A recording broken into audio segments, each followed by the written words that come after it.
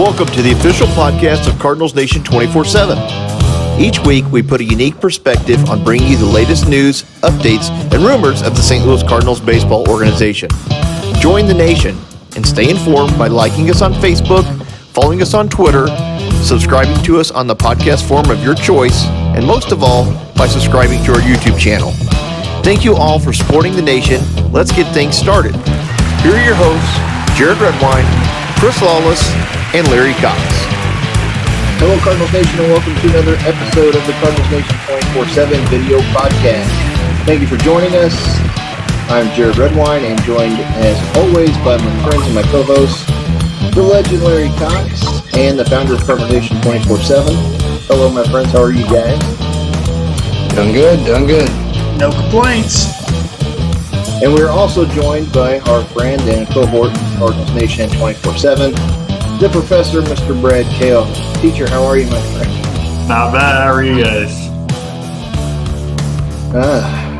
Excited. We got a rain out, so we figured we'll just talk baseball instead of watching it. So, coming up in this episode, we're going to talk about Cart. Maybe he's found his role? Question mark. The minor league season does begin today, which is pretty exciting for the players and for us as well. And we'll kind of get a better look at some of these upcoming prospects. We'll also cover and glance over in a roundabout way as the updated prospect rankings have been out for a few days now, so there's been some changes there, so we'll cover that. And we'll also make a trip around the injured list and give a little update on some of the players that we know what's going on with them, and the ones we still don't know and they're still hurt, they're just going to be there. But coming to you first, Chris, Card was kind of nice. We saw back-to-back games where he hit pinch hit 3-run home runs to help the Cardinals win a couple of games. Regardless of how his season has been, it was kind of nice to see Carp come out and help the team go over in a couple of key spots. And the curtain call at Blue Stadium was kind of nice also. Yeah, I mean, anytime we get on and talk about Carpenter, and it's not that we're bagging on the guy, it's just it is what it is. But it's nice to see him have a couple outings where he's contributing, and the fanfare that he got with the curtain call was well-deserved. I think that kind of inject a little bit of positivity towards him and get the ball rolling. Maybe going forward he can take away from that and adapt to this role. Yeah, Larry, you got to figure, Carp coming in, everyone figures it's going to be an automatic strikeout. Nothing's going to happen. So to come in and see him do well and to do well in key situations to put the Cardinals over the top, it's got to be not just for us, but for him. He's got to be happy with that and feel a little relieved. Yeah, I mean, just to watch the guy struggle as much as he has, it's nice to see him get those nice swing, putting the bat on the ball. The aided out home run kind of helped a lot as well. It makes it interesting, that's for sure. I like to see Carp get back on track. So. Yeah, he's not going to be setting any batting average records for leading the team anytime soon, Brad. But I know you've watched Carp play for a long while, just like we have, and even though we sometimes question the validity of putting him in the lineup like he was figured to do today before the game was postponed, you have to wonder sometimes, like, when does the experiment end? But this gives him maybe just a little more life and lets him hang on a little bit more, you think? Yeah, I mean, the leash was, I think, getting shorter by the day, but with the way he played those past couple games, I mean, leash got a little bit longer. Whether that's the right thing to do or not, I mean, I don't know, but it's nice to see that he's actually producing and getting that batting average back over 100. Yeah. Speaking of which, we do still have Paul DeYoung, also weighing the team down in batting average. He's at 186 as of recording of this episode. But leading the team still, I just want to cover on it real quick, and I'll go to Larry first, is Tommy Edman leading the team with his 294 batting average. Still, I know we talk about him every week, it seems like, but that's a positive thing. Tommy Edman leading the team in batting average. Did you see that happening coming into after the first month of the season, Larry? Not really. Like I said, this kid just keeps amazing me. Every week it seems like it's a little bit more. As he matures, it seems like he's become even better every week. Beginning of the season, I would have never guessed this with him. I was the guy that thought this kid's best season was 2 years ago, but I'm glad to be wrong. Yeah, me too. I'm pleasantly surprised with what he's doing. And continuing on with that, you've got Carlson right behind him. But your early thoughts on Tommy Edmond Brad coming into the season? I mean, filling in for Colton Wong. I mean, he kind of had big shoes to fill defensively, and he's definitely filled those shoes quite nicely. But he's been a nice catalyst up the top of the lineup. I mean, he had that triple leading off the game last night, and first triple since I believe opening day. So I mean, he's definitely lighting that spark for Carlson, Goldie, and Arenado. So I mean, it's been nice so far. Yeah, it's actually been kind of nice to see a decent couple of guys that are able to hit and get on base at the top of the order. So not only is Edmond doing well, Chris, you also have Carlson, who's continuing to produce in the 2-hole. So the two of them together become a pretty nice 1-2 punch. Yeah, I mean, we've talked before that Edmond, is turning into your prototypical leadoff guy, and with Carlson moving up in the order, I think that's benefited him. And just seeing those guys back to back, that's nice. And unfortunately, talking about Paul DeYoung and his batting average, he's the one leading the team in home runs. So it's kind of a feast or famine as far as he's concerned. But it's nice the top of the order with what's going on. Yeah, no, I agree, Chris. That's a good point. Also, that he is doing that. It's kind of like we've talked about with DeYoung. It seems like he's a home run or not. He's either can be streaky and carry the team, or you don't see much out of him. But leading the team in RBIs, obviously, is Nolan Arenado with Goldschmidt right behind him. He's got 21 already after the first month of the season. That's pretty impressive. Arenado would be on a pretty good pace for the year. Your thoughts so far on Arenado and the offensive numbers he's putting up? In my opinion, I think he's doing a little better than I thought he would. I was just going to be happy with average. Your early thoughts on Arenado's first full month as a Cardinal, Chris, so far, what we've seen out of him, and everything that you thought he would be, or you think he's trending upward a little bit? No, he's definitely trending upward, but I mean, he's already had 2 curtain calls already in St. Louis, and he's been pleasantly surprising at the plate. I think he's done better than I expected, but in the field, he's flashing the Gold Glove that we've expected, and that's nice to see on both ends. Him being where he is in the lineup, I think that kind of bodes well for him too. Goldschmidt right in front of him, and when you've got the young guys Edmond and Carlson doing what they're doing, I think that 1 through 4 is just doing great for us. Yeah, and you have to think, Larry, with the exception of Molina, who's injured still in some of the tops of the leaderboards for the offensive categories, you've got Edmond, Carlson, Arenado, Goldschmidt, DeYoung, all in the top. With DeYoung's really only downside being his, batting average. He leads the team in walks as well, which is a little surprising with 13, which the team is not walking much. But your early thoughts this first month in, Larry, on the offensive production from those main key guys? We'd probably like to see Goldie get a little more locked in. His numbers are probably a little, less flashy than the other guys, but with guys like Arenado and Edmond and Carlson performing and doing well, Goldie hasn't had to really put the pressure on to perform. The strikeouts by Goldie at some key points were kind of shocking to me, because he seems like he's the guy who always at least puts the ball in play, even if it is a productive out. Again, like we said before, or last week, previous show, the league average right now for batting average is only like 234. So we compare these guys and what their averages are right now. It's not really that bad against what the norm is for the MLB right now. But you compare it historically, we're looking at guys 260 to 270 margin, that being fair to moderate good. And that's not what's going on right now. But overall, the 1 through 4 hitters have been producing. That's all you can ask. It seems like it's getting better the lower in the batting order as well. Knizner's been a hell of an addition, really, honestly. Wayne, of course, we miss Yachty, but the kid stepped up like we hoped he would. Yeah, I'm glad you brought that up too, Larry. It's a great point. Chris, you have to be happy with what we've seen so far from Knizner. He's came in and kind of filled in for Yachty, who is kind of, in most cases, like typical, he's been the leader of this team, kind of threw the team on his back. Knizner has been more than serviceable, which we've always heard about his potential and his ability to do so, but now we're kind of getting a glimpse to see that, and he's performed well in Yachty's absence. Yeah, on both sides of the ball. I mean, he's a threat at the plate, which is nice to have, and he's done well on calling some of these games. I mean, we were talking about all these pitchers not being able to go more than 5 innings, and a lot of that. I mean, Molina was there still when they were getting back on track, but it's like Kisner's carrying that momentum and calling some really good games and getting the most out of guys, especially Carlos Martinez, who I know Larry has been adamant on saying he needs to have Kisner or somebody else catching him other than Yachty because he tends to coddle him. So it's nice to see him calling the great games that he's called and to have that threat, where it's not an automatic out with your catcher batting. That's pretty nice too. Yeah, and and to take that back too on DeYoung, I did notice his on-base percentage is just a clip under 300. He's top 5 on the team, so even though his bat hasn't been as well, he has been walking and getting on base. So looks like DeYoung is starting to do some of the other things, to try to help the team out.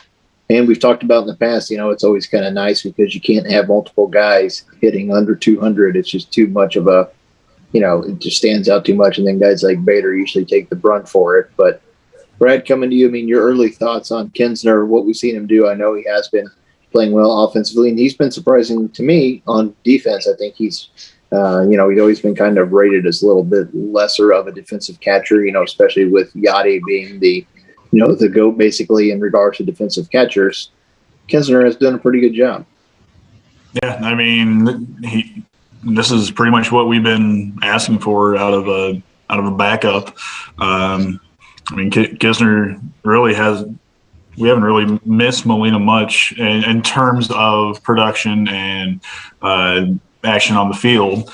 Obviously, that leadership on the field, I mean, Yachty's right up there. But, I mean, Kisner, I mean, the way he's been handling Carlos Martinez, like Chris said, I think Kisner should be the personal catcher from here on out. I mean, the way he's pitched past, 2-3 games with him, I mean, he's been unhittable almost. Yeah, that's a good point, too. You're starting to see a lot of teams, do that with I can't remember the guy's name, but on the Yankees, Garrett Cole has the Japanese guy that catches for him. It's not Sanchez. And, we saw that for years with, what was his name, Lester and David Ross, who's now the manager of the Cubs. But maybe that's a good point going forward to kind of do that. And then it's going to give Yachty his break every 5 days, which I don't think is unheard of because we will need Yachty, down the stretch. And Chris, I don't want to stay on offense too long, but it's kind of nice to point out the positives whenever we do have them. But we talked about, O'Neill, DeYoung, and Carp, and a lot of these guys not hitting well. But O'Neill came back, and he's kind of been on a tear. He's hitting 270 now. And I know at the beginning of the season, he was one of your picks to kind of be a big contributor and maybe a key factor in how the season's going to go. And we know he's going to strike out like DeYoung does, but he's been a little more consistent as far as the home run ball, and he's been good defensively. If he can stay healthy, who knows where T.O. might end up at the end of the year. Your thoughts on O'Neill so far coming back after being out? Yeah, I mean, he's been pretty productive, like you said, coming back. I mean, he's got the power in the bat that we all know he's got. If he can cut down on strikeouts, which I think he has, for the most part, and he's able to spray the ball to opposite field, which is, really plays well for him. It's also nice to have Harrison Bader back that we thought might automatically be a liability, and he's, put together some decent at-bats. So if all those guys can get clicking, I think, it can do nothing but make this offense dynamite. It's something that the bottom of the order, when you've got guys that are all 200 hitters, it's kind of an all or nothing where we're getting all of our run support at the top, and then we're going through that lull at the bottom, so it's nice. And it gives these guys, I think, a boost of confidence too, knowing that they're young outfielders. They've kind of got something to prove. And if they're all clicking on all cylinders, I think only good things can happen. So it's good to see. And everyone always figures, the takeaway with Bader, right, is that he's not going to hit, but he's hit okay since it's time being back. But Larry, your early thoughts on T.O. coming back and flexing the power? Obviously, he pulled his groin, not a bicep. I don't know how much he's pulling the groin, but you talk about his injury.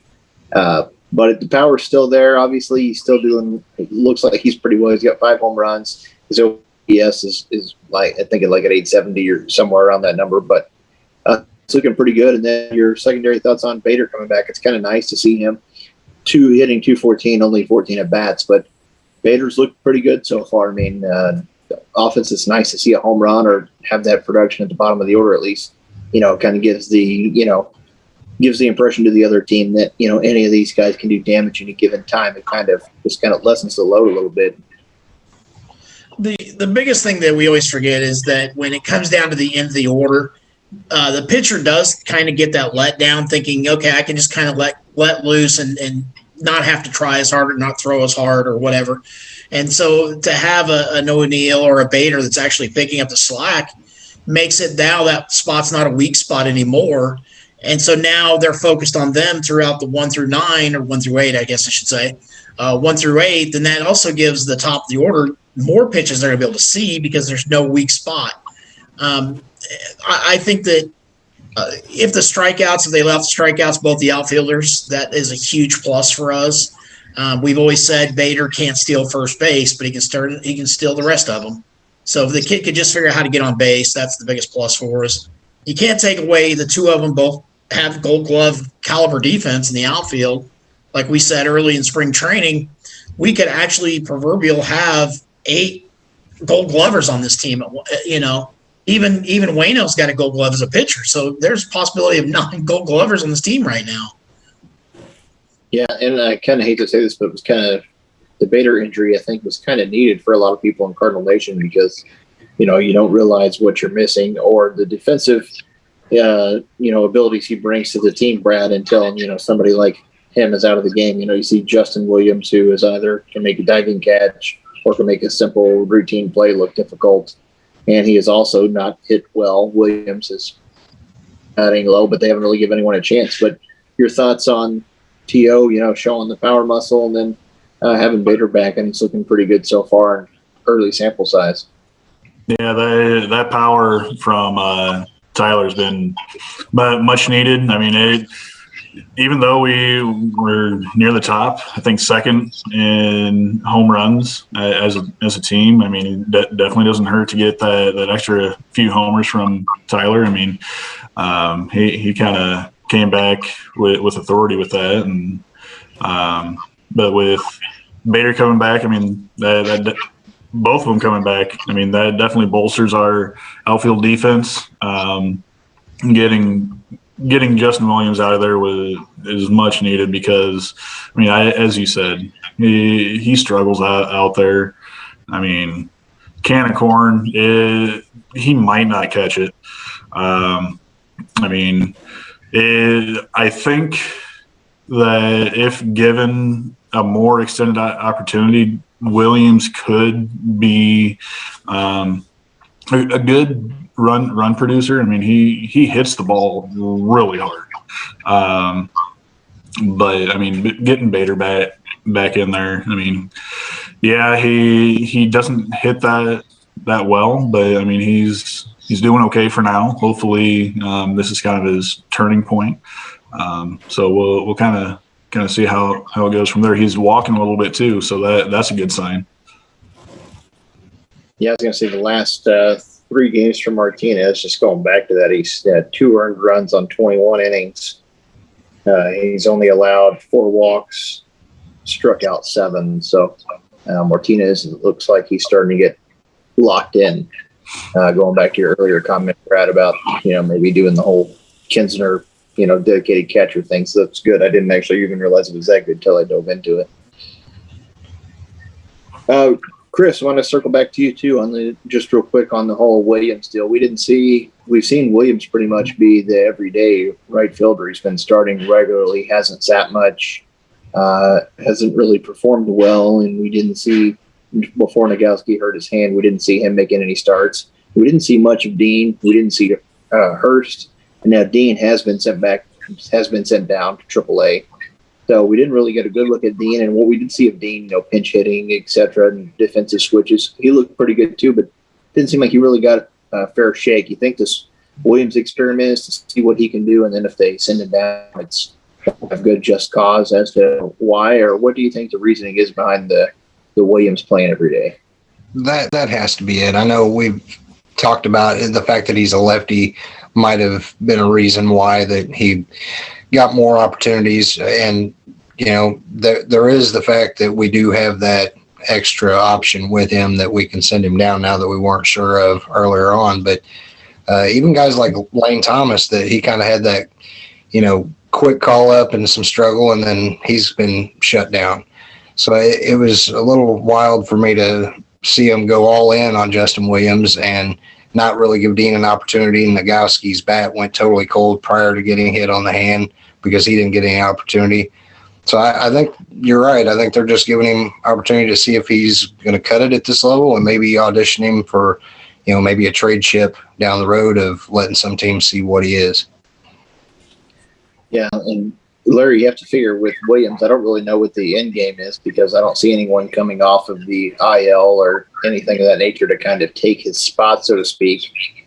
But I know I'm probably in the minority in this, but I'd rather see, Edman in the outfield and Carp at second almost and having Williams play, or at least like to give Carp a spot because Carp, to me, I just feel like he is one of those lightning in a bottle type of guys. And it just gives you different complexity in the game, even at the bottom of the order. If you've got 2 or 3 guys on, you're facing Carp as you are to Williams. Sometimes Williams just looks really lost at the plate to me. Yeah. Sometimes, though, with teaching these young guys, maybe it's the failures at the major league level that they can send him back down at a later date, and they can say, here's what you did in the majors, and maybe we can fix it now, change your mindset. Because you tried it your way, it didn't work. So that would be the only thing with Williams that I can see. I mean, I think he's an average player right now. I don't think he's anything above average. So I think he's a typical bench player with some speed. He can go out and play defense. But like you said, I mean, at least with Carp, you know what you're going to get. He's played pretty well at second base this year. So there's not a real defensive letdown like we thought with Carp at second base. I was real surprised to see him penciled in at third base for tonight, though. I've heard Edman would move to third. But Williams, that I've never understood that beyond just letting him get some at-bats or some reps. I don't know. I don't know why he's still up, to be honest with you, other than the left-handed bat. Yeah, which, then I think today's lineup, too, I wasn't quite sure. I lost it, but I know Williams, they had 2 lefties back-to-back, and I can't remember if Williams is even starting or not now, but to me, it takes away the whole point of doing the whole righty-lefty. The whole point, I think, of staggering them is, especially now with the 3-batter minimum rule, right, Brad? You want to bring a guy in, you kind of want to alternate that. So if somebody wants to bring in a lefty to counter a lefty, okay, well, then next you got to face my righty or my switch hitter or what have you, instead of just being, okay, hey, we're going to make it easy on the opposing team. You want to bring in your lefty? I'm going to put all 3 of my lefties together. Boom, boom. It makes no sense to me in that part of the batting order, but looks like Williams now is the only remaining outfielder with Bader and O'Neill and Carlson. So you think pretty much now Brad, he's going to be relegated to just bench and relief duties, late inning switches or running, etc. Yeah, I don't really see Williams getting much playing time now. I mean, part of me wonders if they were trying to see what they got out of him because, he was part of the Tommy Pham trade. I mean, one of the trades where, if you look back, maybe we should have held on to Pham. I don't know. Like I said, he does hit the ball hard. His swing actually reminds me a lot of Jason Hayward. But, I don't think he's going to be anything like Hayward at all. Guys, also big news, coming into it. We're getting minor league baseball starting today. It's May the 4th. It's not a Star Wars reference. It's opening day for the minor league teams. And it's kind of nice. We've had almost 600 days of no minor league baseball, Chris. So it's kind of a nice thing to see. The minor leagues are back. They're playing. We're going to get some good looks at some of these guys. A lot of guys, if they weren't at the alternate site last year, they went home. They didn't play baseball. So it's kind of nice and to see some of these guys play and get some close looks and see what the Cardinals have in the farm system and how they've developed. Yeah, we've had the taxi squad, but it's nice to have these guys actually going down and playing in some games, and it kind of lengthens our options as far as players getting called up. there's several, like Larry's boy Tommy Parsons getting a start in Memphis tonight. It's just nice to see some of these guys actually getting to play more than just toss the ball around and hoping to get that call from the taxi squad. But yeah, it's exciting for fans too of these, cities that the affiliates are in, because it's baseball back for them too. So it's a win-win all the way around. Yeah, I know seeing a lot of these games in Memphis. AutoZone Park is very nice. Hammons Field in Springfield is a nice park. So a lot of people getting out and seeing some of these guys, and you get to see them up close is kind of nice. But Chris, this is also kind of a chance for prospects not Chris, I'm sorry. I'm not going back to you. I don't blame you. You're on a break. Larry, going to the legend on this one. Larry, it's kind of nice to see some of these prospects like Libator and some of these guys that are in AAA. They're going to be able to go out and pitch and maybe force their way onto the roster by making management make a decision if they go out and they're crushing it and lights out and an injury comes up. Now this year might be one of those things to where, hey, we kind of have to give this guy a look instead of, well, they're at the alternate side and they look good, but we can do this guy. We can keep this guy down for a while. It kind of forces the hand if they're playing well and gives them a chance to kind of showcase and shine. Yeah, I mean, the good thing is now is they're seeing other teams, not just throwing against themselves or throwing live batting practice against their opponent or their teammates. So that's the good thing about it. It's always nice to see live baseball, the competitive baseball. Then, like you said, you get to see the Libator or the Gormans play against somebody else in another stadium outside of Springfield or Peoria or Memphis. So now's the time to find out who they are. Yeah, and some of the key guys I want to talk about, Libator is at AAA. Zach Thompson is at AAA, which is kind of nice. Angel Rondon, Junior Fernandez, who we are all familiar with the Cardinals Nation. We've seen him before. Bernardo Flores Jr., who we signed, got off of waivers from Colorado, I believe. Correct me if I'm wrong, anyone. Evan Mendoza, third baseman. He's also at AAA. Then AA, you have Nolan Gorman, Von Herrera, who's our big catching prospect behind Yachty. Julio Rodriguez, Lucan Baker is also there, and Juan Yepez. Justin Turner, outfielder, Griffin Roberts, who's an up-and-coming pitcher as well as a AA. But, Brad, you mentioned this earlier, too. I want to go to you, too, and I wanted to save this question for you. This year, who's at AAA and AA? It's why it's kind of better for Cardinals Nation to take note of who is where, because potential call-ups now could be a little different this year, if you don't mind kind of explaining that briefly.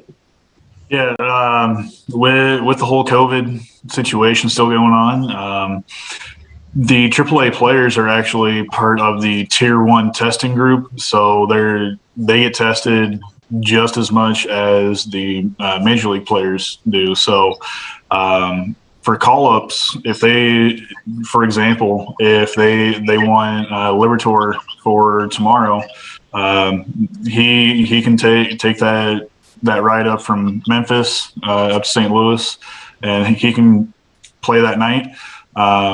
But if you want to call up someone from AA, someone that isn't part of that Tier 1 testing group, you're going to have to go through that intake, kind of waiting a few days, see if they pass their COVID test, do that isolation and all that. So the call-up's going to be a little bit trickier, at least for the first month or so. I believe AAA, they just do like a rapid test, right? Yep. As long as they pass that rapid test, they can play. And but if they want to call up someone from AA, they got a few hoops to kind of go through. Yeah, which also kind of makes a interesting case too. And I'm glad you mentioned that too, because I didn't even know that was a thing until I dove into it after I saw you messaging us earlier. So if you guys aren't familiar with Brad, he's part of the Cardinals Nation 24/7 team now, but he also is a writer for Art City Media, so he puts out some good content, so make sure you search him and check his stuff out. We'll get to where you can find him more specifically later. Chris, going into that also, as Brad mentioned earlier in our text, and we'll circle back to you, Brad, that means a lot of our guys doing rehab stuff are going to start seeing some more, active game type situations and actual competitive type roles. And we've got Mikolas coming up, as Brad told us, and I think that's tomorrow. And I think they said he's going to pitch at least 4 innings. So Your thoughts on Nicholas?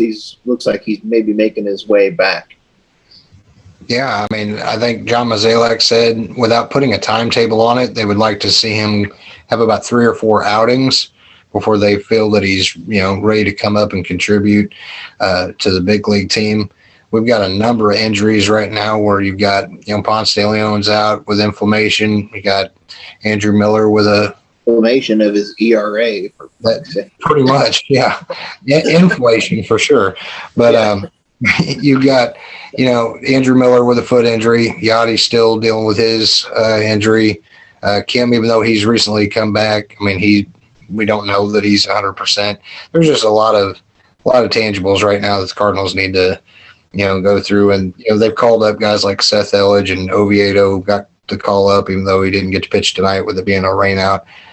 He'll get pushed back in the doubleheader tomorrow. But there's some interchangeable parts that, I think the Cardinals have that, plethora of young arms that can come up and contribute. But it does seem like the injury bug or the mystery ailments are already coming into play for the Cardinals. Yeah, that's exactly right. And getting somebody like Nicholas back can only be a good thing, right? You can never have too many arms, as we have seen early on, right, Larry? And I think AAA and watching the Memphis guys this year, legend is going to be key, because we have guys like you mentioned, Tommy Parsons. This was a guy that you were very high on. We saw him pitch a lot in the spring, pinpoint accuracy, and we were actually surprised he didn't get a 40-man spot and make the team coming into opening day. But now being the opening day starter for Memphis basically is kind of putting the spotlight on him a little bit. Like, maybe this is his chance to go out and pitch well and make the Cardinals front office make a decision in the future if they need an extra arm, or Nicholas doesn't make it back, or Kim goes down, or Waino, or whoever. They've got the extra arms. And then also it kind of gives us the impression the front office is kind of giving us a big sneak peek, right? Because they've got Livertor there in AAA, and they've also got Zach Thompson, who are both lefty, future superstars of this team. So you've basically got your next couple of years rotation, at least 2/5 of it is in Memphis pitching right now. Larry, what do you thought on Parsons getting the start tonight and the look at the future arms? In spring training, I became pretty close watch over Parsons, just because he seemed like he came out, he got out of every jam they put him in. He only really had the one bad outing. And like you said, I was shocked that he didn't get that extra invite as a 40-man roster. I was really shocked about that. I really was. But then to go to Memphis and be that starter, I think let's see what kind of pressure we put on this kid, see what he does coming out of the gate. So that's a tough assignment. Those 3 kids by themselves, that's 3/5 of a starting rotation right there. Look at the majors and probably the next 2 seasons. And we've got guys that are coming off, Kim and Wainwright. We know they're probably not going to come back next year. Michaelis, we don't know what's going to happen with him with the injury bug and everything. There's your 3 spots right there that could be filled. And if Seamart pitches like he has been, Carlos has been pitching lights out, like we said earlier, with Knizzar. Maybe that becomes he stays in the rotation. That's another spot you've got in the future with Flaherty. Plus, you've got also Hudson coming back next year as well. So there's going to be a lot of battles for the starting pitching. So the more pitching they get at Memphis or throughout the minor league season this year, we can see what they do. Yeah, at some point, Brad, you kind of think it's one of those moves where you have to, it's one of those, pardon my language, you have to shit or get off the pot. One of the things to where you've got some of these guys like, Livertor and Thompson that are, now according, I'm going to look here, Livertor's number 1 and Thompson's our number 4 ranked prospect in the Cardinal system. Gorman is number 2. Herrera is number 3. But at some point in time, it feels like we've talked about this before, but I kind of want to get your opinion because it's in the same realm of things. Sometimes it seems like, to me personally, the Cardinals sit and wait a long time with their prospects. When you see other teams, got arms similar to the 2 of these guys, would already put them up and make their debut. The Cardinals seem to wait a little longer, and some of these guys. Do you think sometimes the Cardinals do that? Maybe we miss out on some key years or seeing what we have by staying pat with what we have, and running guys out there like a Ponce or Nicholas. But I think this might be a make or break year. I don't know your thoughts, or maybe kind of like we said earlier, maybe Thompson or Livertor might force a hand here, or Oviedo even, Yeah, Cardinals have always been stronger in the pitching department, even prospects. But I do think they wait a little bit too long for calling up their prospects. I mean, Liberatore coming into spring training, there was good argument that could be made that he could make that fifth spot in the starting rotation.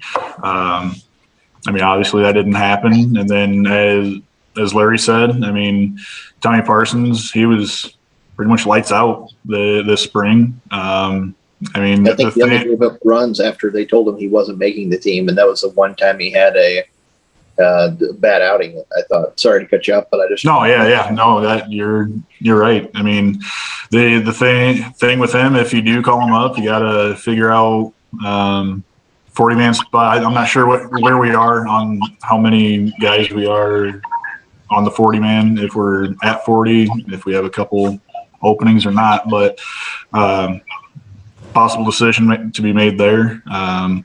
He's got a tough task tonight in Memphis. They're facing the Rays AAA team. They got the number one prospect, Wander Franco. So I saw that also. I think the number one ranked minor league team of all baseball, I believe. Yeah, so he's definitely got his work cut out for him. So aren't they playing for like 6-7 games in a row or some crap?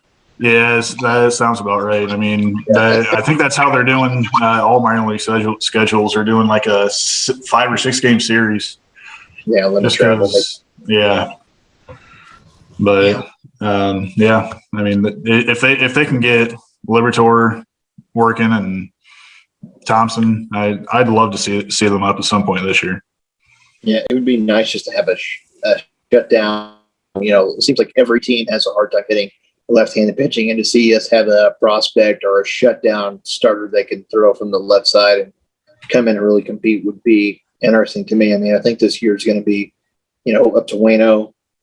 Flaherty's going to be make or break soon. Carlos, if he can perform and you can keep him on board the team for a reasonable amount of money, then keep him. And if he wants to walk, let him go. But Mikolas, like, Larry said, you don't know what we're going to have with him, once they start having shoulder problems. Like Ponce is now, I mean, who knows? But I feel like Ponce's time in the spotlight or to have a chance is kind of come and gone. He's kind of been, mediocre the past few years, but it's almost one of those cut bait situations. We let Brebbia go this last year after he got hurt, and I thought he was a really good piece, but we didn't want to keep him on the roster. But now I want to do a little promotional consideration paid for by Chris. Why don't you tell us about what's going on with Cardinals Nation? I know the Facebook page and the group are doing really well, but most of all, the YouTube page, everyone watching here, we want to thank all of our subscribers and supporters. We just hit 660, and basically what YouTube would consider to be a record number in a very short period of time. And Chris, that's a testament to a lot of the hard work that you're putting in. But if you don't mind, give everyone a quick rundown of the nation and let everybody know where we're at. Yeah, the page and group, on Facebook have been thriving. I mean, we're close to 65,000 followers on our Facebook page and getting close to the 40,000 number in the Facebook group. But like you said, on YouTube, usually it takes people a little while to get the ball rolling on subscribers. And, we put our first episode out, at the beginning of February, and here we are, beginning of May, and, over 650 subscribers and, over 10,000 views on. We're at 660, I said. 660. Okay, my bad. But to have over 10,000 viewed videos, that's, I can't take the credit on that. People are tuning in and they're doing, like we say, subscribe, share this stuff out, because there's only so much time that we can put into sharing it out. So it's nice that the people that are tuning in do us the favor of kind of spreading the word. That's helping us out a bunch, and we're getting a lot of good feedback. I mean, the people leaving comments, that's important too. We try to get back to each person that leaves a comment. Let us know what you think, good or bad. Leave us feedback. We appreciate it. And that's how we can put out better content going forward. Yeah, but it's been great. It's been a lot of fun. We like doing it, and we do appreciate everyone watching. Regardless to subscribe or not, we prefer you do, but if not, we appreciate you stopping by and checking us out. And if you like what you see, come back and see some more. So thanks everybody out there, and thanks to your hard work, Chris and Larry. Thanks for jumping on Chris's back with me and crossing the river, and we're trying not to drown him. Wait, we're not supposed to drown him, or we are supposed to drown him? Make up your mind. If he does, it's just a casualty type thing. We're at 660 now, so I think we can get the last 340 without him if he drowned. But it'd take us a lot longer to get to 330. We are at the 40-man roster. We added Flores that we picked up from the White Sox, and then Hurst was added to the 40-man roster. So we actually are right at 40. So, yeah, so that's why I said they would have to force that for office decision, or maybe somebody like a Ponce or someone goes to the 60-man now, right? 60-man. Yeah. Circling back around to you guys, getting back into we did kind of touch on it a little bit. I know he's been injured, but Yachty for some reason defies all odds when it comes to being on the IL. But they went through Major League Baseball, picked the MVP so far for each team to start off the season, and ours, go figure, Chris has been Yachty or Molina the GOAT. He's out injured now with foot ailment. He came out of a game after awkward. He looked pretty awkward in that final at bat. He came out, sat a game, then came back and played a game. Then he was out. But we don't expect Yachty to miss too much playing time. But your thoughts on just Yachty in this early part of the season, how great he's been and what he means to this team, and can't wait to get him back, obviously. But your thoughts, Chris? Yeah, I mean, when we hear people say Nolan being Nolan, we've been used to saying Yachty being Yachty for a long time now. But this has been kind of a resurgence type of thing where he's doing at the plate more than expected. He still contributes behind the plate as well as any catcher in the big leagues, and to have him come out on a season where we didn't even know if he would be coming back or if he might hang him up, that's exciting stuff. It sucks right now with him being injured, but yeah, he's definitely a leader on and off the field, and producing at a high level. So it's kudos to our boy Yachty. Yeah, Larry. Also, Yachty coming back. I believe his slugging percentage. I made a note here. 631. So impressive slugging percentage for anyone, let alone a catcher that's approaching 39 years of age. But you think Yachty's going to only be out the minimum required time before he's back? Yeah, we all know Yachty's not going to sit still for too long. If he has to work with a cane or hold the bat in one hand, he'll come back as fast as he can, because he knows he's the heart and soul of the battery mates there. So he doesn't want Knizer taking a spot anytime soon. So he's going to get back as fast as he can. The one thing we missed most of all is not just his leadership, but it's kind of funny seeing teams try to run on the Cardinals now. We're not used to seeing it. And we haven't seen it for years, so it's odd to see. But Brad, obviously, we all think he's going to come back and his minimum required time. But you have to think, at Yachty's age, maybe should he take it a little slower, or you say, nah, it's Yachty. When he says he's ready, put him out there. No, I mean, Yachty said himself he trains to play all year. So, but I mean, with any injury, especially at his age, you got to kind of maybe take things a little bit slower than you normally would. He's supposed to be reevaluated at some point this week. So, I mean, we'll kind of see where we're at here maybe in a few days, find out if he is going to be coming back shortly. I mean, we'll see. Yeah, I will say one thing. At least he doesn't have that same type of, dreadful injury, and we all hate to see it. That horrible injury that Andrew Miller has with that blister on his toe. We don't want to see those things can fester, and it could turn out to be an amputation in no time. Yeah, it wouldn't surprise me if that injury drags out a lot longer than what people think, because he just doesn't look like he has it. They can blame that on the toe all they want to, but having lefties, I know they've kind of burnt out Tyler Webb. Andrew Miller's not been sharp, and then Genesis Cabrera, while he did rebound from the whole Bryce Harper hit in the face, that leaves you with that one lefty that you can rely on, and he's really a multi-inning type of reliever. So that kind of leaves you some room in the bullpen to have some lefties come up. Yeah, Chris, while you brought that up, let's touch on it too. Cabrera, has been more than serviceable for the Cardinals. I don't know where he is on our list anymore. He may not even be on the top. He is not a top prospect anymore. He's not in the top 30, but Cabrera has looked good. He's another guy that has starter potential.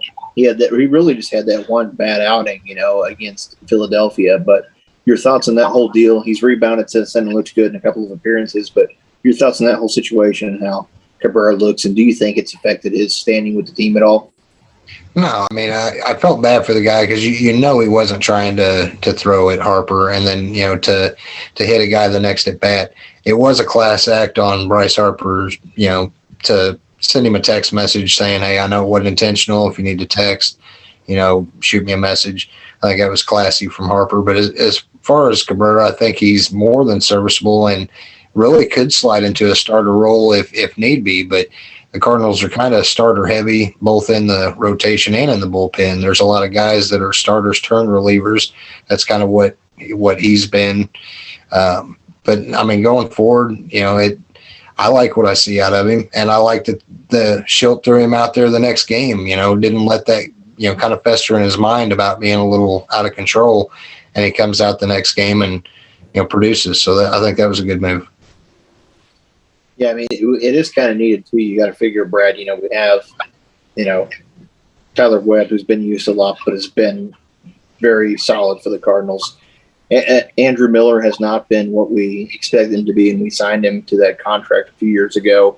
He's not the Andrew Miller that was with the Indians by any means, but to see how well Webb has done and how he's been serviceable for the team, we kind of need another lefty. So to see Cabrera come back and rebound from that outing is kind of nice to see.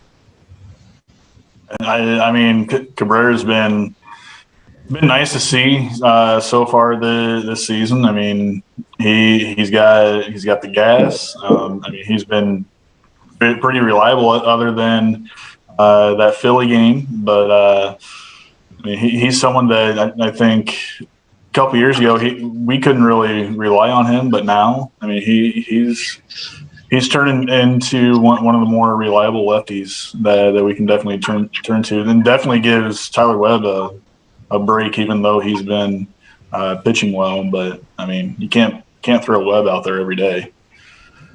Yeah, Larry, you have to figure too, Cabrera, that's probably, if you look at it, that bullpen role, that bullpen lefty role is kind of what he's probably more suited for if he plans on staying with the Cardinals, with their Liberatore and Thompson both coming up also being lefties. They're not going to probably have three of those guys in the rotation, but it's kind of where you need him to be. So after, hitting Harper, which Harper is still not really returned. He's made one appearance because the ball hit him in the wrist as well, which has been part of his problem. But it's kind of nice to see, like Chris said, Schilt threw him back out there, and he's performed well since the hit by pitch. Yeah, Cabrera's been one of those guys that we kept waiting on because we know how hard he can throw the ball. Then he starts adding a little bit of movement on that ball, and he's improved every year. And he does give you another lefty out of the bullpen. With Miller, I think that I hate to say it, but I wish they would just say, hey, this ailment's going to last a lot longer than we thought, and just let him ride off in the sunset and be done with it. He's not the guy he was several years ago with Cleveland and a couple other teams he played for. Like you said, it seemed like we chased those guys for a long time, but thank God at least we got Arenado out of that deal that we chased and chased and chased, finally got what we wanted there. But it seemed like Mo gets his sights on a player like a Miller, and we end up with him in their downside. Sort of like Goldie, that's kind of worked out for as well. But the contract extension may be a little more than what we will end up in the couple years ahead. But like you said, that we've got two young lefties coming up behind. So that kind of does regulate him to the bullpen, I think, and I think it's time he embraced that. Sort of like Reyes has done this year. Reyes has been very impressive in the bullpen, so maybe Cabrera will take notice of that. And then I think with him hitting Harper, I think the Harper's above and beyond tweet or text or whatever it was he sent. I think that goes a long way in sportsmanship, and I think that helps a young player realize that he did do it on purpose, and they understand that. So that maturity helps. Yeah, I think as time goes on, he's always getting better. And this type of situation could help him, depending on how he comes out of it. Like, Chris mentioned, she'll putting him right back out there. This could help him rebound and maybe even be a better pitcher going forward. Don't be afraid to go in and attack hitters. So, and it does seem like Webb has pitched a lot, but I'm looking right now, 8 and a third innings. Doesn't seem right. You're not right. Oh, I agree with that. You know, one thing too, though, Larry touched on with Alex Reyes is he has looked good, but he does kind of have that Rosenthal type of feel where it's not really a clean inning. You know, it kind of gives you a heart attack. You got to take your Xanax when he comes in, but he does have filthy stuff and gets the job done. I think that's a Cardinals closer thing. I think it's required. Izzy used to be that way too. Whether you're Isringhausen, from as far as I can remember, Ryan Franklin, I hated him so much when he was our closer. But Reyes has been he's been great at closer. He's 8 saves and 8 opportunities. He's got 14 and a third innings out of the bullpen. He's crushing Webb's 8 and a third. The most used pitcher out of the bullpen, believe it or not, is Gallego, 16 and 2/3 innings pitched, which is was surprising to me. Cabrera's 13 and 2/3 innings, so he's pitched way more than Webb. Yeah, I was going to say Helsley hasn't given up a run, I don't think, since April 17th was the last time Helsley gave up a run. He's got 13 innings. Ponce is 10 and a third, and he started 2 games. That's how bad he's been. But yeah, Webb has done good, but I think that's been strategic. You know, he's probably seen a lot of game appearances where it was an end of an inning. We didn't have to face 3 guys, but coming in here, there, and so it just seems like we've seen him a lot more without looking at the games. But going back around to that too, one of the guys that's on that list for appearances that actually has thrown more innings than Cabrera has is Jordan Hicks. And guys, looks like he's hurt, and it looks like it's going to be pretty serious. They're saying at least 4 weeks, but anytime you get that forearm elbow issue, it's not looking good. He did have Tommy John surgery in 2019, but not looking good for Mr. Jordan Hicks, Chris. No, I know that kind of hurts Larry's fantasy team a little bit with Hicks on the injured list, but no, they're saying some inflammation in his arm. Mo did come out and say it'll probably be longer than a 10-day trip to the injured list. They're going to have to kind of baby him back, and hopefully he can rebound from it. But, you know, it's unfortunate. I mean, he was coming out, again, throwing hard and looking good. You hate to see anybody go down, but Cardinals have the arms to come up and fill the spot. Yeah, I mean, Larry, you have to be looking at this as bad news, you know, especially, you know, it's why we always say arms, you know, it's never a bad thing to have too many because, you know, we talked about at the beginning, you know, all these people that could potentially close, and now that number is, you know, drastically shrinking. But Hicks, after his Tommy John, usually when you see something like this, and, you know, he missed last year with his, you know, being a diabetic and then the COVID whole thing, he sat out the year. I don't know if that had any effect on it or not, but usually these type of injuries are precursors to Tommy John, and sometimes some pitchers have had it a second time. But your early thoughts on Hicks and his injury? Yeah, we were all concerned with Hicks coming out for spring training. We thought when they did not make him the starter as being the closer, the designated closer. We all had that concern with, you know, they know more than we do. Why was Reyes going to be used more as a closer than Hicks when he had no experience? So maybe there was something they were trying to prevent, maybe work him in to get some innings into him. Maybe they seen something just pop up that may not be as bad as it sounds. Maybe it's a muscle pull or a strain or something that can just rest, some ice, you know, heat, whatever. But, yeah, I mean, I hate to see a young kid like this go down, especially we know the career, the path he was on, that he was a stardom. The All-Star game a couple years ago when he wowed all the players. You know, throwing 104 mile an hour is pretty impressive for a 23-year-old kid. So this is a kind of a scary moment as far as my fantasy team goes.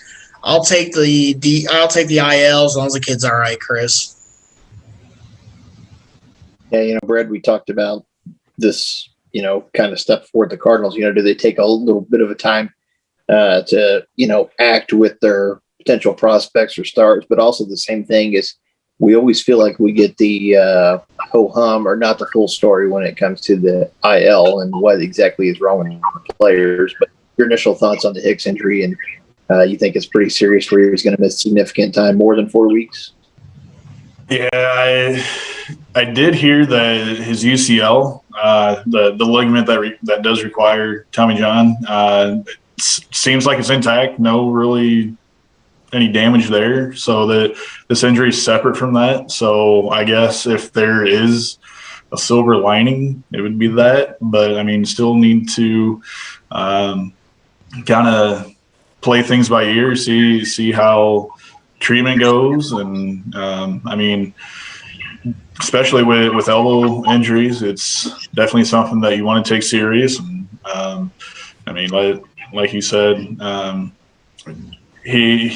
I think they were wanting to kind of ease him in to the closer role. They did say a few weeks ago that they were going to try to stretch him out so that he could be the everyday closer. But I mean, with Reyes kind of taking that lead role, I mean, he hasn't allowed an earned run yet. I mean, if Hicks does come back soon, I don't really see him taking over the closer role unless Reyes kind of implodes. And while he's out, I kind of see a combination of Cabrera and Helsley kind of taking over his role in the bullpen. Yeah.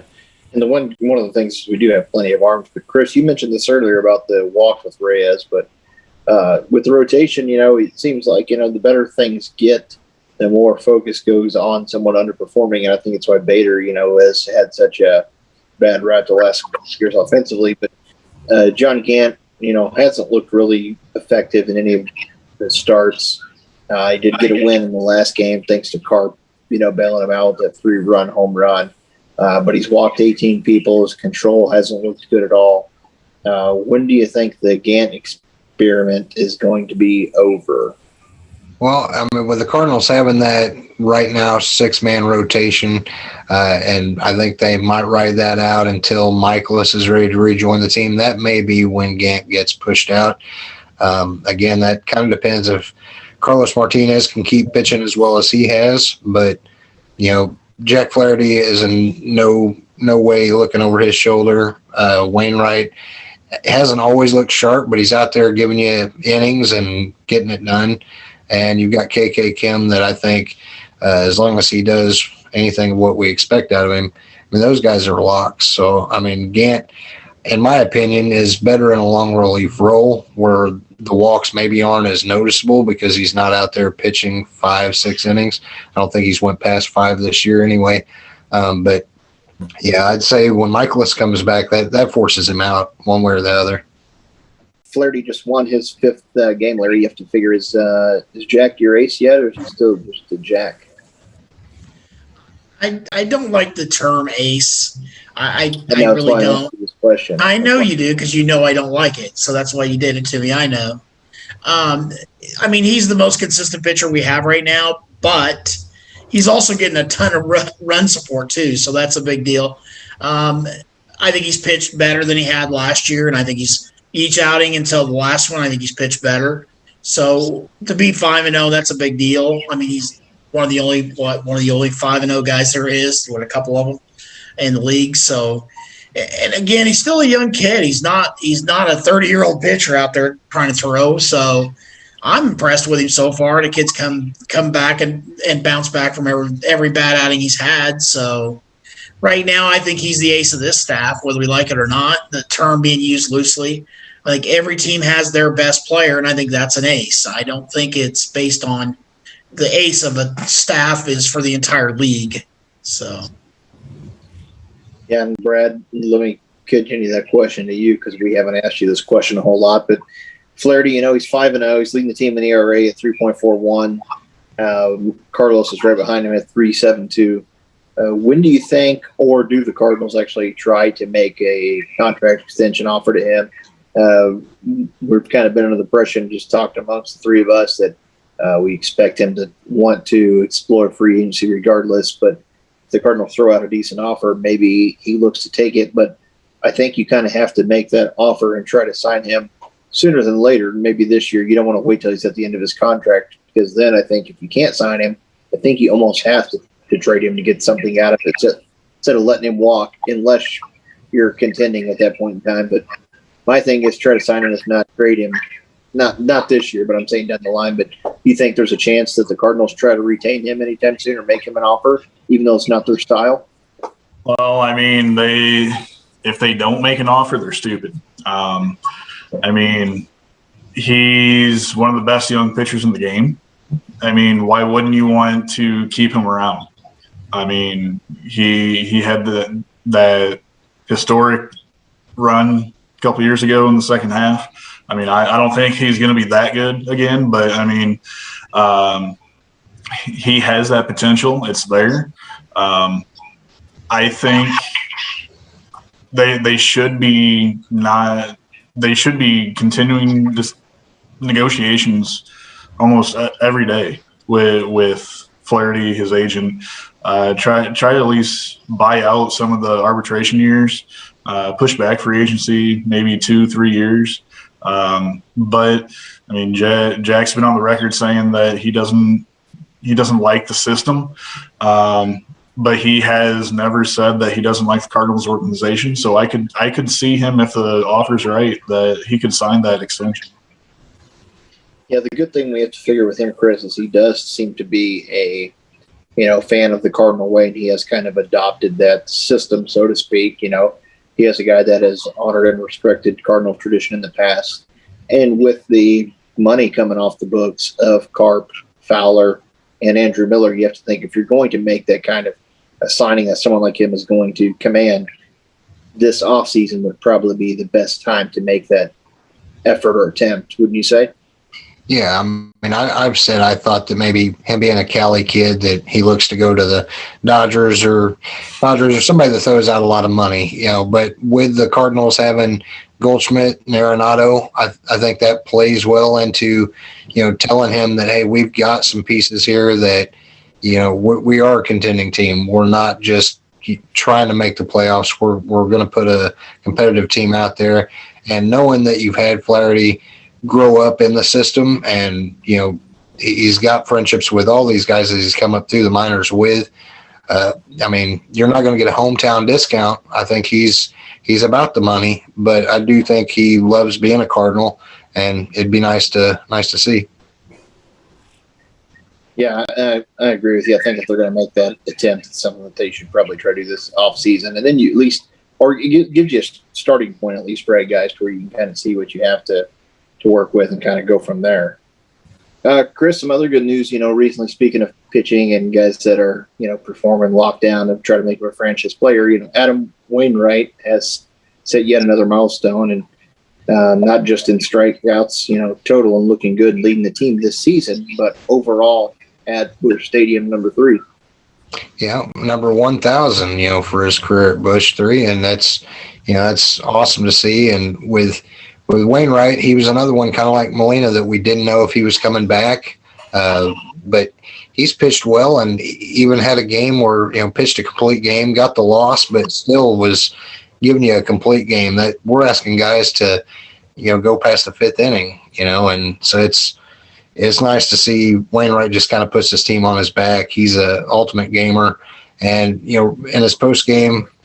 His interview about being on the COVID list, it was his wife that had it and family, and that he took time off to take care of his wife and kids. And, that was just a nice interview. If anybody hasn't, go check that out. It just shows the kind of class that he has off the field. I mean, we couldn't ask for a better Cardinal than what Adam Wainwright is.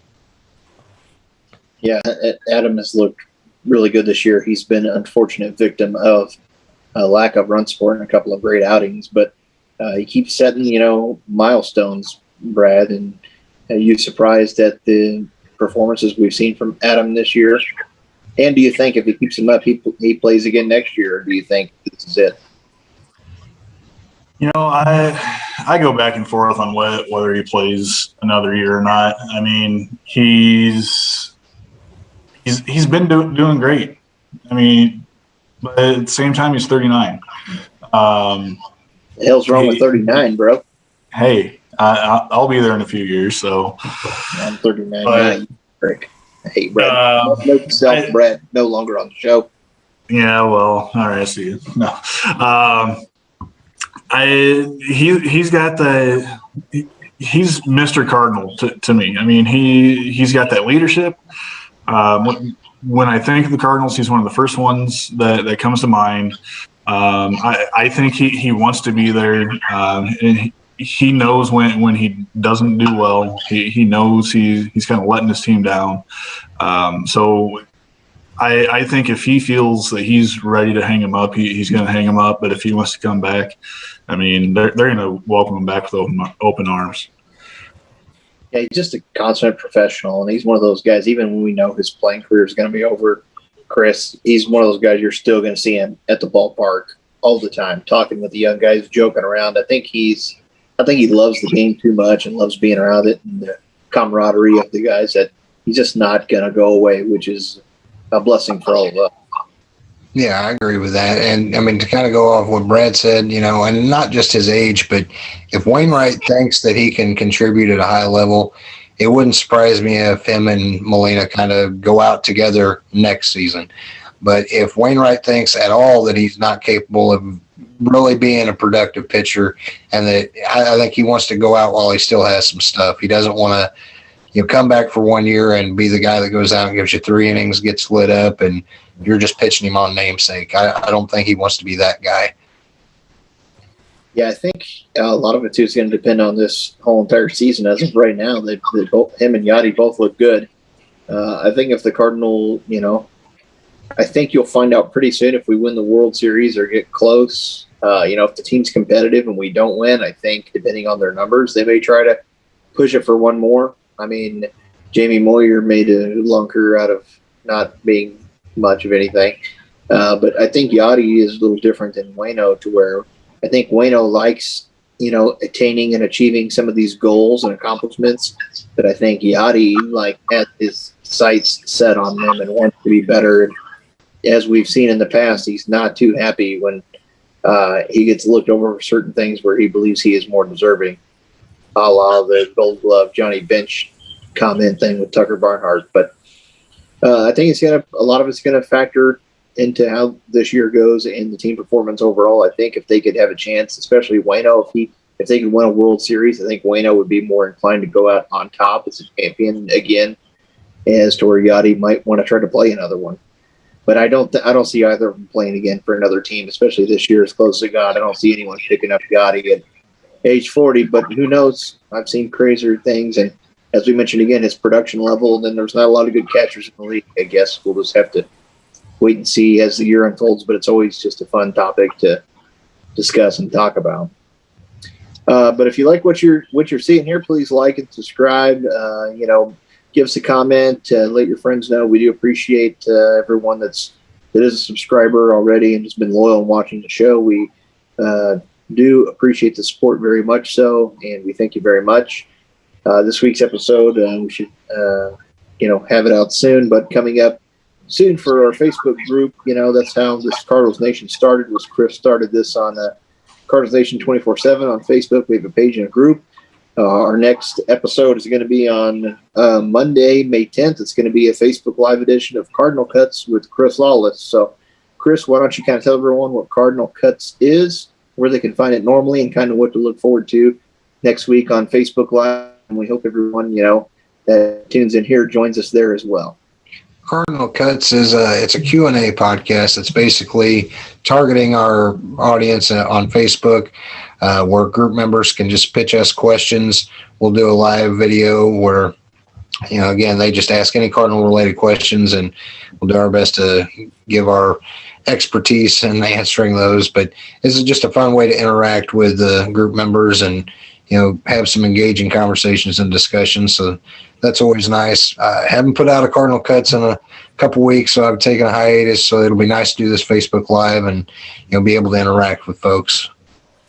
Yeah, it's always a lot of fun. We had a great turnout, and we got a lot of views in a quick period of time last time. It's just fun interacting with a lot of those people that you've been close to and known for years, and it just turns out to be, a lot of fun. It's kind of a casual show, but make sure you join us for that. It's, again, if you're watching this now, it's going to be live at 7 Central Time at our Facebook page and group channels. Check them out. May the 10th, 7 Central, Facebook, Cardinal Cuts Live. with the one and only founder of Cardinals Nation 24/7, the bearded dragon, Mr. Chris Lawless. It's always a lot of fun. And you can join my audio podcast if you'd like to learn more about the Redbirds. I call it Redbirds with Red Wine. It's a take on the Cardinals minor league system, which will be a lot more to discuss and cover now that minor league baseball has started. Almost 600 days since we've had the last iteration of any kind of minor league baseball. Game started tonight, but now that things are going on, we can actually discuss stats, players, who's playing where, who looks good, who might be on the move up or down. So I'm kind of excited about that personally, and that's going to have a focus, with strong emphasis basically on those up and coming players and our top 30 prospects and how they're doing and moving through the system. Brad's from Cardinals Nation 24/7, but he also does some fantastic writing at CD Meet. Brad, why don't you let everybody know where they can check you out and find your information? Our City Media. We're on Facebook, Twitter, Instagram, all at Arch City Media. I always post my writings on my personal Twitter page at Brad Kale. So I haven't written much lately, but starting to kind of get some ideas on what to kind of write about here in the next week or so. Yeah. No, I enjoy your material and your content, and you do a great job. So if you get a chance and you like to have some reading time, whether you're on lunch break at the office or sitting on the throne, make sure you check Brad's work out. It makes for a good shit piece, not literally, but good reading. You just want to recap, guys, how we looked the Philly series that we just passed up. We took 2 of 4 games. So we were 500 there, which we can live with some of the star power they have. And Bryce Harper, it's always nice to go in and get a couple of victories. They have some really nice pitching as well. We swept the Pirates series 3-0, which was exciting. And we're currently up 1-0 on the Mets. So since our last podcast where we talked about wins and losses, the team is 6-1. You're welcome, everyone. We've got this series against the Mets that will finish up on Thursday, doubleheader on Wednesday due to the postponement on Tuesday. Final game on Thursday, and then the Rockies are in town for a weekend series. Arenado's going to see his old buddy Trevor Story and the rest of the Rockies with their new interim GM. It'll be Friday through Sunday.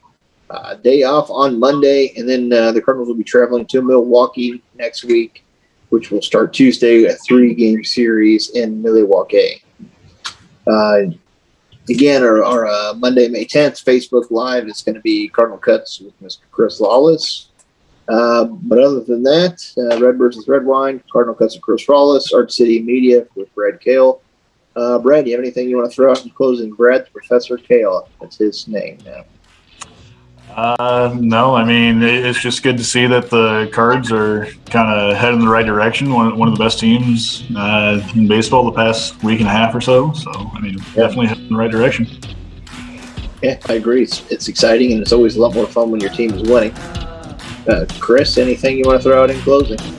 Just what a difference a week makes. I mean, I know we were kind of looking, like middle of the pack, even neck and neck with the Pirates, and then go on this little streak, and now we're at the top of the division with the Brewers, and it's going to be exciting from here on out. But again, just to thank everybody that tunes in and watches these YouTube videos that we put out. Big kudos to all you guys. We really appreciate it. Yes, we do appreciate you all very much. I'm Jared Redwine for Redbirds with Red Wine, and to the founder of Cardinals Nation 24/7, here to Dragon Chris Lawless, the legend Larry Cox, who had to leave us early. He's on assignment checking out prospects in the Dominican, and the Professor Brad Kill from Arch City Media. We appreciate all of you. Thanks for stopping by. Go Cards, and good night. Go Cards. Go Cards.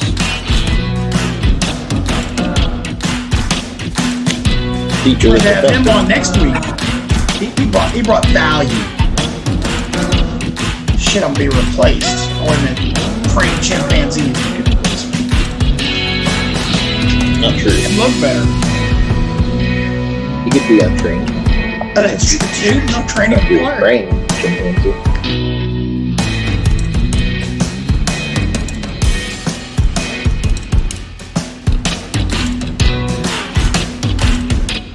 You have red eye. No decoding the mic tonight where you get me laughing like crazy, man. That was brutal. I ordered a penis cover. Shit. Next time when you're talking, I'll just take it out and put it over the top. I mean, it took me a good 10 minutes to get my shit together after that, man.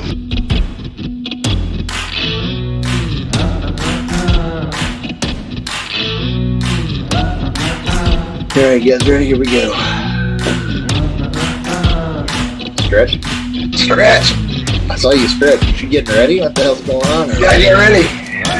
Put on a couple push-ups here real quick. I already did those. You already did all 2 of them. All 2 of them. Keep your cigarette hanging out of your mouth while you're doing them.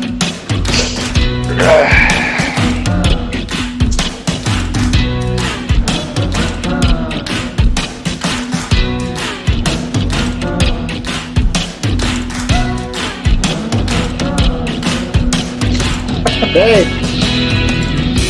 You wanna turn that I got down? you, babe. It's buzzing. It's supposed to Start the whole buzz. show over. It's buzzing in the middle of my thing. Get that fucking dryer turned off right now and get back in your room. Shut up! Right now.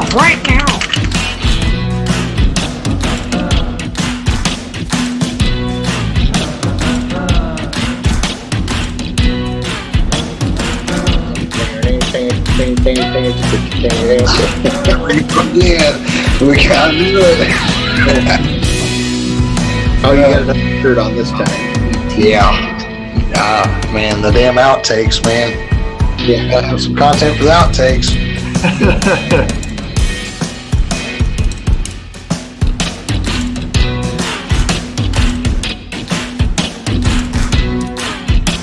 We just like to clown around and act like we know what we're talking about. Right? Yep. Think we're ever gonna be able to teach Larry how to say Kinsner? Oh my God. Knizer? Knizer?